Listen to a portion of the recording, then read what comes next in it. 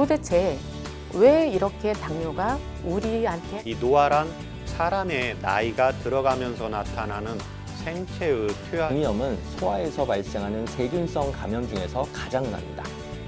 일단 여성의 갱년기는 폐경기, 만 50세를 면역이 건강하면 자연히 병에 덜 걸리고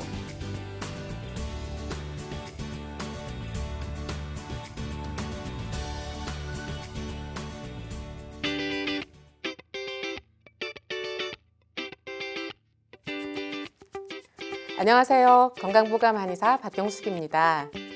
사람이 살아가면서 가장 두려워하는 것, 그것은 어느 날 갑자기 나도 모르는 사이에 그렇게 사망하게 되는 것, 그것 아닐까요?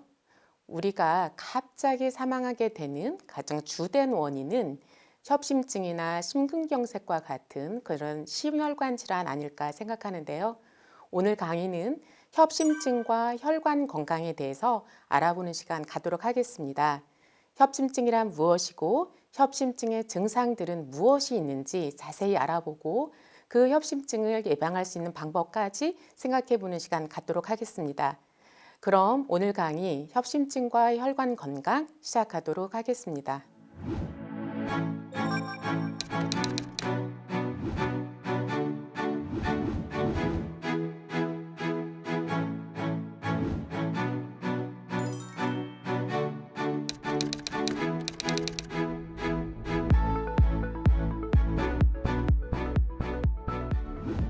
심장은 온몸의 혈액을 순환시키는 그런 펌프 역할을 하는 장기입니다. 이런 심장의 운동에 의해서 혈액이 전신을 순환하면서 산소와 영양분을 세포에 공급하고 그리고 세포에서 에너지 대사를 거치고 난 이후에 그 발생하는 이산화탄소와 노폐물을 실어서 체외로 배출하는 것, 이것이 심장이 하는 역할일 텐데요. 그런데 심장 자체에 또한 산소와 영양을 공급하는 그 혈관은 별도로 있습니다. 그 혈관이 바로 관상동맥인데요. 임금님이 쓰던 그런 왕관을 엎어놓은 것처럼 이렇게 세 개의 관으로 되어 있다 해서 관상동맥 이렇게 부르는데요. 심장은 크게 세 개의 심장혈관, 즉 그 관상동맥에 의해서 산소와 영양분을 받고 활동을 하게 됩니다.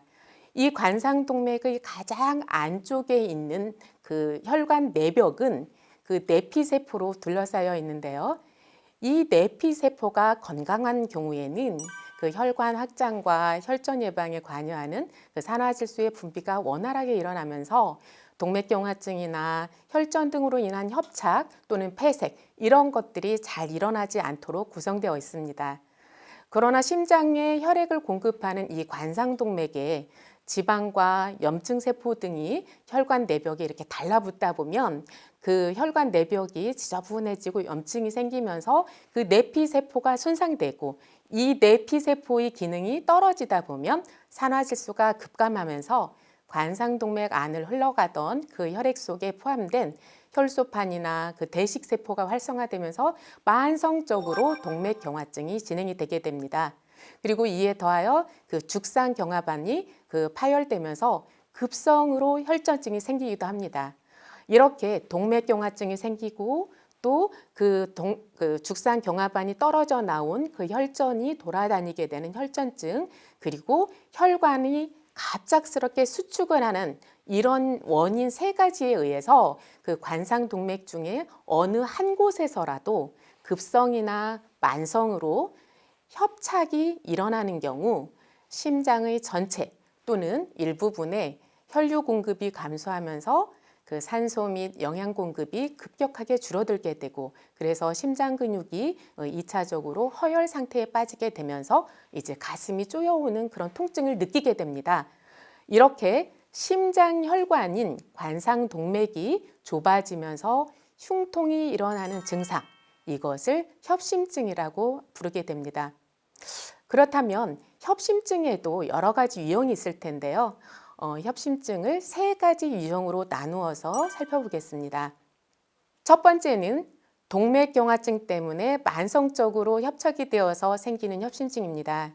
이것은 가장 일반적인 형태의 협심증인데요. 관상동맥이 좁아져서 심장 공급에 혈액 공급이 감소하는 것, 이것이 원인입니다. 이러한 증상을 가진 환자들은 그 흉부의 불편감을 어느 정도 예측이 가능하다는 측면에서 위험도가 그래도 다소 좀 아래 수준에 있는데요. 이러한 증상은 주로 계단을 오르거나 달리기를 한다든지 이런 심한 운동이나 아니면 격한 감정적인 스트레스 이런 것들을 받는 상황에서 초래되는 경우가 많습니다. 그런데 이러한 증상은 그 흉통이 30분 이상 지속되지는 않아요. 그래서 30분 이상이 지속된다면 오히려 다른 질병을 생각해 봐야 하는 거고요. 그래서 이러한 증상은 우리가 휴식을 충분히 취한다든지 강력한 그 산화질소 약물인 니트로글리세린을 혀 밑에 넣어준다든지 이렇게 했을 경우에 쉽게 호전되는 경우가 많습니다. 자, 두 번째는 죽상경화반이 파열되어서 혈전이 생겨 그것이 혈관을 막아서 급작스럽게 생기는 그런 협심증 이런 경우인데요. 이 경우에는 흉통이 예측할 수 없이 그냥 쉬는 중에 발생하는 경우가 많습니다. 그러니까 동맥경화가 서서히 진행되어서 그냥 점차적으로 혈관이 좁아졌을 때는 우리가 운동을 하거나 어떤 심한 스트레스를 받았을 경우라든지 이런 때 그 흉통이 일어나는데 이렇게 혈전에 의한 경우는 그냥 쉬는 중에도 갑자기 생겨날 수 있다는 건 이것이 특징인데요. 평소 그 안정적으로 그러니까 동맥경화증이 좁아져서 그냥 서서히 진행되어 온 그런 협심증이 있던 그런 환자에게서 운동을 하는 것이 아니라 안정을 취하고 있는데도 이렇게 평소에 가끔씩 흉통이 있었던 것처럼 그런 흉통이 발생한다면 이렇게 혈전에 의한 협심증일 가능성이 높습니다. 그래서 흉통 발생이 일반적인 경우에서 벗어나 우리 신체의 그런 힘든 활동과 무관하게 나타날 수도 있고 휴식이나 약물에 의해서도 통증이 사라지지 않고 이렇게 처음 겪었던 협심증의 증상보다 증상이 더 심해지고 그리고 시간으로 봐도 점점 오래 지속되는 이런 현상이 나타난다면 머지않아 그 심장 발작을 일으킬 수 있는 징후이기 때문에 가장 위험한 증상이라고 할 수 있겠습니다. 따라서 급성 심근경색증이나 심실사동과 같은 그런 치명적인 심장 부정맥 또는 심장 발작에 의한 그런 급사의 위험이 높아질 수 있기 때문에 이럴 경우에는 심근경색과 준하는 그런 응급처치가 필요한데요. 그래서 즉시적으로 적절한 진단과 치료를 받는 것이 좋겠습니다. 세 번째는 그 죽상경화병변이 별로 없음에도 불구하고 그러니까 검사를 받아보면 별 이상이 없는 거예요. 그런데도 불구하고 혈관이 갑작스럽게 수축을 하면서 혈류장애가 발생하여 초래되는 협심증 이런 경우인데요. 이것은 대개 휴식 중에 발생하게 되고 그 전형적인 협심증의 양상과는 차이가 납니다. 운동이나 스트레스에 의해 발생하는 것이 아니고 또 일시적인 관상동맥의 그 경련에 의해서 수축이 일어나면서 이렇게 유발이 되는 건데요. 협심증의 양상이 매우 고통스럽고 물론 어떤 그 협심증의 증상도 고통스럽지 않은 것은 없겠지만 이렇게 수축에 의해서 발생하였을 경우 그 고통의 정도가 굉장히 심하고 그리고 가장 주된 특징은 주로 새벽에 자다가 혹은 아침 일찍 일어났을 때 그 시간에 집중적으로 발생하는 것이 특징입니다. 그래서 낮에는 멀쩡하게 활동을 하고 힘든 일을 해도 아프지 않았던 사람이 새벽에 또는 이른 아침 그것도 편안하게 눕거나 쉬고 있는 그 사이에 흉통을 호소하게 되는데요. 술 마신 다음 날 새벽에 악화되는 양상을 보이기도 하고요. 그리고 이런 협심증의 가장 중요한 위험인자는 바로 흡연입니다. 그래서 이제 세 가지를 살펴보았는데요. 이제 동맥경화증에서 혈관이 점점 좁아지는 경우, 두 번째는 그 죽상경화반이 떨어져 나오면서 혈전을 이루고 이 혈전이 그 관상동맥을 막는 경우, 그리고 세 번째는 혈관이 수축을 하면서 그냥 편안하게 쉬고 있는 그런 새벽 시간에 일으키는 협심증, 이렇게 세 가지를 살펴보았는데요. 우리가 구분해야 할 중요한 증상이 있습니다. 그것은 바로 급성 심근경색증인데요. 그래도 협심증의 단계에서는 우리의 그 생사가 초를 다투는 그런 상황은 아닌데요. 이 급성 심근경색증에 걸리게 되면 매우 위험한 사태가 일어날 수 있기 때문에 분명히 우리가 구분할 수 있어야 된다고 생각을 합니다. 그래서 이전보다 더욱 강한 흉통이 30분 이상 지속되는 경우라면 이것은 급성 심근경색증을 생각해야 합니다. 그래서 급성 심근경색증이 발생한 환자의 절반 정도는 급성 심근경색증이 발생하기 그 이전에 며칠 전부터 사실은 반복적으로 안정하고 있는데도 불구하고 흉통이 발생하는 것을 경험을 하게 됩니다. 그런데 이제 대개의 경우 지금까지 그래 왔듯이 이렇게 잠깐 아프다 말겠지, 아니면 내가 이 약을 하나 먹으면 다시 풀어지겠지, 이렇게 방치를 하다가 이제 중요한 시간을 놓칠 수 있는데요. 통증이 30분 이상을 넘어가면 무조건 응급실로 가야 한다는 것 잊지 않으셨으면 좋겠고요.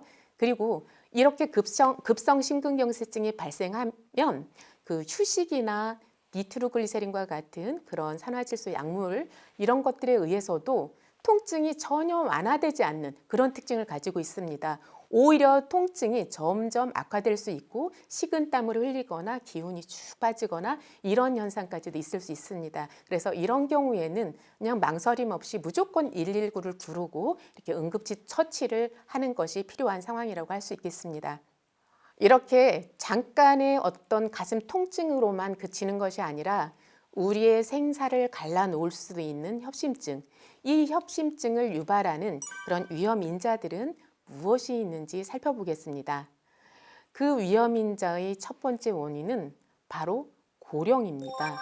그러니까 우리가 나이가 들어간다는 것, 이 자체가 협심증의 위험인자라는 건데요. 그리고 두 번째는 흡연입니다.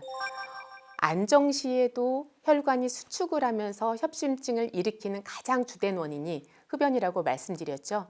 이렇게 흡연은 협심증에 굉장히 위험한 협심증을 유발하는 굉장히 위험한 인자라고 할 수 있고요. 세 번째는 고혈압입니다. 그래서 혈압이 140에 90보다 훨씬 높게 유지되거나, 그러니까 160에 110 이렇게 아래 혈압이 훨씬 더 중요한데요. 90이 아니라 100이나 110 이렇게까지 높게 유지되는 경우, 그리고 평소에 이제 항고혈압제를 좀 오랜 시간 복용해 온 경우, 이런 경우에도 그 협심증을 유발할 수 있게 되고요. 그리고 당뇨병, 이것이 또한 주요한 인자로 작용을 합니다. 그 다음으로는 가족력, 그러니까 부모 형제 중에 그 남자 형제 또는 아버님이 55세 이하의 어떤 심장 질환을 앓았다든지, 여자의 경우에는 그러니까 어머니나 여자 형제가 65세 이하의 연령에서 이런 허혈성 심장 질환을 앓은 경우, 이럴 때에는 나 또한 이렇게 협심증을 앓을 수 있다, 이렇게 예상을 하면 되겠고요. 이 외에도 비만이라든지 운동 부족, 이런 것들이 협심증을 일으킬 수 있는 그런 위험 요인으로서 말씀드릴 수 있겠는데요. 우리가 나이가 들수록 협심증이나 심근경색증 발병의 위험은 증가한다고 했습니다.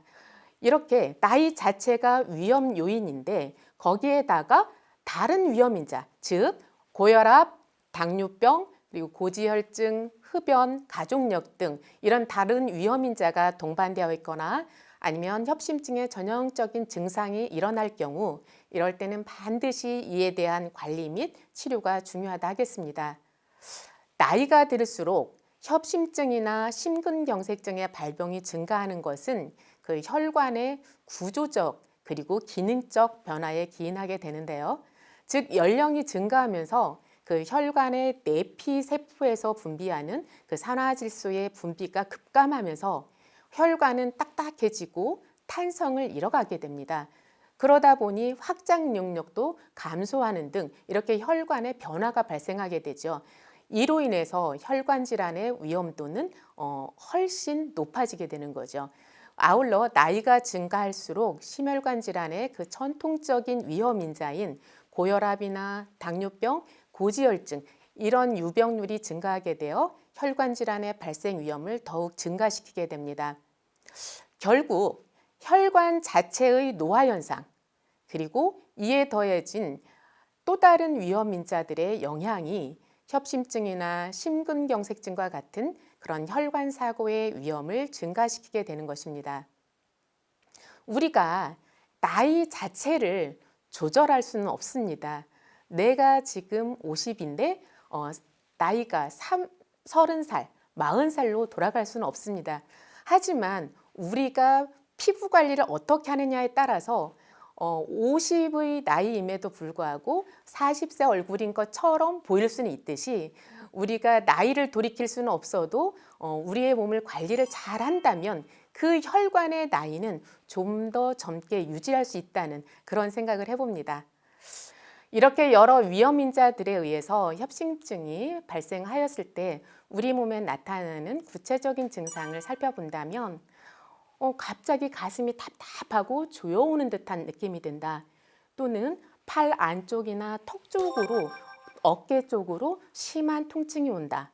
그리고 명치가 막힌 듯하게 얹힌 것 같은데 그 통증이 아랫배 쪽으로 가는 것이 아니라 배꼽 근처로 가는 것이 아니라 명치 쪽이 아프다. 이런 증상이 있을 때 이것은 협심증을 의심해 볼 수 있는 증상들입니다. 그렇다면 협심증이 언제 많이 발생하는지 이런 것들에 대해서도 알아볼 필요가 있겠는데요. 협심증이라는 것은 심장에서 혈액을 많이 보내야 되는 상황, 그런 경우에 발생할 수 있습니다. 그러니까 심장을 엔진이라고 했을 때 엔진의 용량은 이만큼 정해져 있는데 얘가 일을 많이 해야 되는 경우, 이럴 때에 심장이 과부담을 느끼면서 이런 협심증 증상을 가져올 수 있는데요. 그러니까 갑자기 심한 운동을 했다든지 아니면 우리가 심한 스트레스를 받으면서 혈관이 수축했다든지 이런 경우에도 해당이 되겠지만 갑자기 비만하게 되는 경우, 이런 경우에도 협심증 증상이 나타날 수 있습니다. 그래서 갑자기 5kg 이상 막 살이 찌면서 숨이 차다, 이런 증상을 가지고 오시는 분들은 이게 내 심장에서 혈액을 만들어서 내뿜을 수 있는 그런 용량은 정해져 있는데 갑자기 그 영양을 해야 될 면적이 너무 넓어지면서 이렇게 혈액이 부족해지게 되는 거죠. 그러면서 이제 답답하거나 아니면 숨이 찬 이런 증상이 올 수도 있는데요. 자, 그렇다면 이제 우리가 협심증을 예방할 수 있는 방법, 여기에는 무엇이 있는지 살펴보려고 하는데요. 일단 협심증은 위험인자의 철저한 예방 및 관리가 가장 중요합니다. 즉 고혈압, 당뇨, 비만, 고지혈증, 고콜레스테롤 혈증 이런 것들을 우리가 치료를 하고 관리를 함으로써 협심증까지 가지 않도록 이렇게 유지를 해야 하고요. 그러기 위해서 우리는 매일같이 30분 내지 40분 정도의 운동을 하는 것이 중요합니다.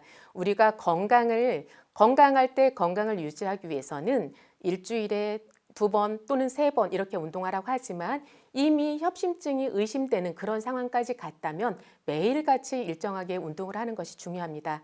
그리고 흡연이 협심증의 주된 원인이라고 했죠. 그래서 무조건적으로 금연을 하는 것, 이것이 필요하겠고요. 그리고 우리가 음식을 이제 먹을 때 있어서 그 저지방 식이요법 하는 것이 중요하겠고요. 그리고 신선한 채소와 과일, 그리고 육류보다는 생선을 많이 드시는 것이 좋습니다. 생선 중에서도 이런 경우에는 등푸른 생선을 드시는 것이 좋겠습니다. 자, 그렇다면 예방뿐만 아니라 협심증의 치료에 있어서도 사실은 가장 좋은 치료법이 그 동맥경화증의 위험 요소를 피하는 것입니다. 이 말은 무슨 말이냐면 우리가 이 위험 요소를 피하는 것 외에 이미 심해진 협심증을 깨끗하게, 그 좁아진 혈관을 깨끗하게 치료할 수 있는 방법은 이 세상에 아직 없다는 것입니다. 그래서 이 동맥경화증의 위험 요소인 그 대표적인 위험인자 고혈압, 당뇨병, 고지혈증, 흡연, 비만, 그리고 심장질환, 그 심장질환의 가족력 이런 것들을 대표적인 그 위험인자라고 보았을 때 협심증 환자가 지켜야 할 가장 기본적인 치료는 금연, 그리고 유산소 운동, 저지방 식이요법 이 3가지를 들 수 있겠습니다. 그래서 적정 체중을 유지하고 혈중 콜레스테롤 수치를 낮추어 그 혈관벽에 죽상경화번이 생성되거나 증가하는 것을 억제하는 것, 이것이 그 협심증을 치료하거나 예방하는 데 있어서 굉장히 중요한 부분이라고 생각을 하는데요. 자, 오늘 협심증과 혈관 건강에 대해서 우리가 알아보았습니다. 협심증이 일단 발병을 하고 나면 어떤 방법으로도 그것을 완치시킬 수 있는 방법은 없다는 것, 이것을 알게 되었는데요. 그렇기 때문에 이 협심증으로 갈 수 있는 그런 위험인자들을 우리가 미리 치료하거나 예방하려는 노력, 이것이 더욱 필요하지 않나 생각해 봅니다.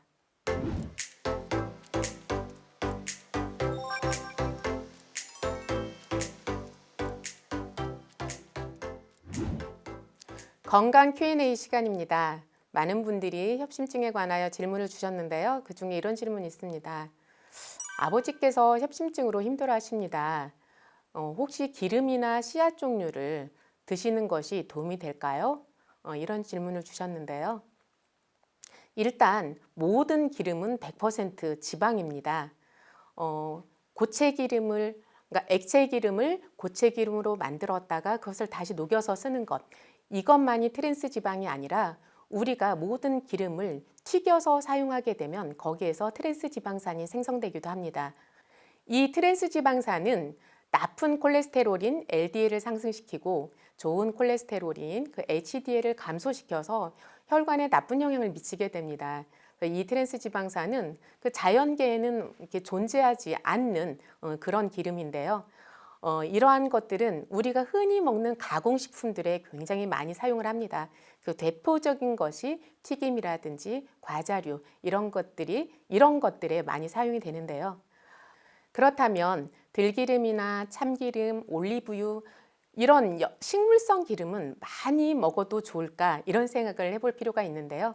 식물성 기름도 무조건 100% 지방입니다. 그리고 그 지방에는 포화지방이 많이 함유되어 있습니다. 그러니까 불포화지방산이 많이 들어있긴 하지만 포화지방도 많이 함유하고 있다는 거죠. 그래서 이 동물성 지방 또는 그런 트랜스 지방 이런 것들에 비해서 좋다는 거지, 이 들기름이나 올리브 기름 이것을 무조건적으로 많이 먹으면 좋은 것, 이것은 아니라는 사실을 알아두셨으면 좋겠습니다. 그리고 씨앗도 마찬가지입니다. 씨앗에 있어서 호두나 잣이나 땅콩이나 이런 것들을 먹으면 치매도 예방이 되고 어떤 오메가3가 많이 들어있어서 혈관 건강에 더 좋은 것으로 생각하는 경우가 많은데요. 물론 적당히 먹었을 때는 이게 좋을 수가 있어요. 그런데 그것이 평상시에 어느 정도 깨끗한 혈관을, 그러니까 평균 이상의 혈관을 유지하고 있는 분들이 이것을 드셨을 때는 이 혈관에 도움이 될 수가 있는데, 혈관이 이미 많이 좁아지고 막혀있는 이런 경우에는 호두나 잣, 땅콩에 들어있는 그 지방 자체도 혈관을 오히려 더 좁아지게 할 수 있다는 그런 위험성을 어느 정도 내포하고 있다는 사실을 아셔야 합니다. 그리고 우리가 먹는 그 견과류들이 되게 껍질 안에 들어있는 걸 먹는 것이 아니라 다 까진 채로 볶아져서 유통이 되는 경우가 많기 때문에 그것이 이미 산화가 돼서, 쉽게 말하면 상한 거거든요. 그것을 먹다 보니까 우리 몸에 오히려 노폐물로 작용하는 것, 이런 역할을 할 수도 있다는 사실을 기억해서 우리가 씨앗류를 먹는다 치면 껍질 속에 들어있는 신선한 것을 집에서 직접 볶아서 드시는 그 정도로 하셔야 될 것 같습니다.